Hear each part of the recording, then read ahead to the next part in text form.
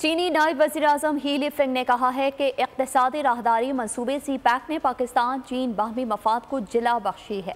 CPEC दोनों ममालिक के दरमियान एक मुश्तरका फ्लैगशिप मंसूबा और एक नए दौर का आगाज़ है। CPEC बेल्ट एंड रोड मंसूबे का हिस्सा है। चीनी नायब वज़ीर-ए-आज़म ने कहा कि CPEC से पाकिस्तान समेत खित्ते में समाजी तरक्की का दौर शुरू हुआ। अर्बन रेलवे और फाइबर ऑप्टिक्स समेत दीगर मंसूबों का जाल बिछाया गया।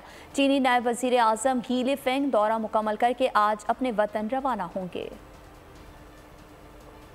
习近平主席高度重视发展中巴关系，高度重视中巴经济走廊建设，为下一步走廊的发展和中巴务实合作做出了战略指引。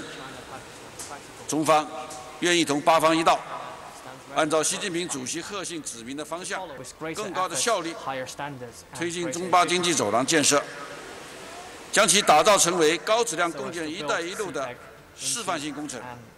习近平主席充分肯定了中巴经济走廊建设取得的积极成果和重大意义，预祝活动取得圆满成功，祝愿中巴友好万古长青。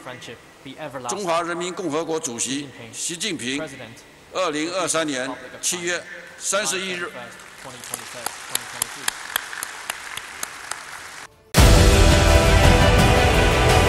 डिजिटल लोन स्कैम, आवाम को कर्जों के जाल में फंसाकर लूटने वाले भेड़िए बेनकाब। बोल की काविशें बाराबर साबित हो गईं। ऑनलाइन कर्ज माफिया के गिर्द घेरा तंग हो गया है। बोल ने दिया अपने आवाम का साथ, उठाई इस स्कैम के खिलाफ आवाज।